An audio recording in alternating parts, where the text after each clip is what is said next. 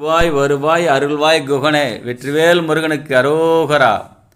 கந்த சஷ்டி பெருவிழா நடைபெற்று கொண்டிருக்கிறது.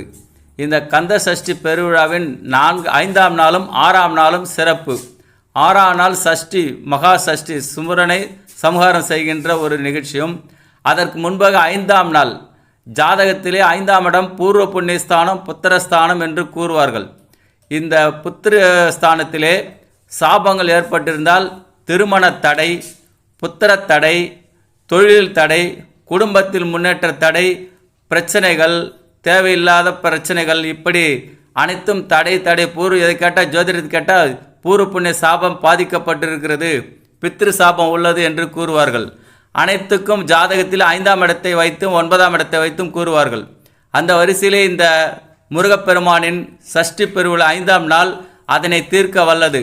இந்த தோஷம் உள்ளவர்கள் விரைவில் திருமணம் நடக்க வேண்டும், புத்திரப்பேறு கிடைக்க வேண்டும், தொழில் நல்ல ஒரு முன்னேற்றம் கிடைக்க வேண்டும் என்பவர்கள் ஒரு வேல் ஒன்றை வாங்கி கொள்ளுங்கள்.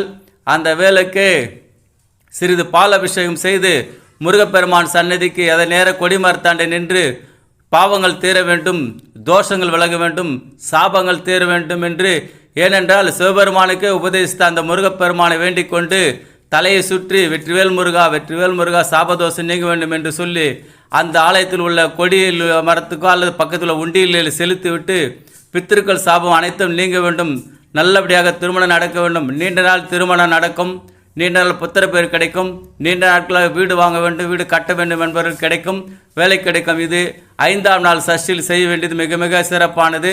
இந்த கந்த சஷ்டியில் இதை செய்தால் பித்திருக்கள் சாபம் தோஷம் நீங்கும், புத்திரப்பேறு கிடைக்கும், திருமணம் விரைவில் நடக்கும். இதை செய்தால் முருகனின் அருள் கிடைக்கும், வேலும் மயிலும் துணையோடு அனைத்து பிரச்சனையும் தீரும் என்று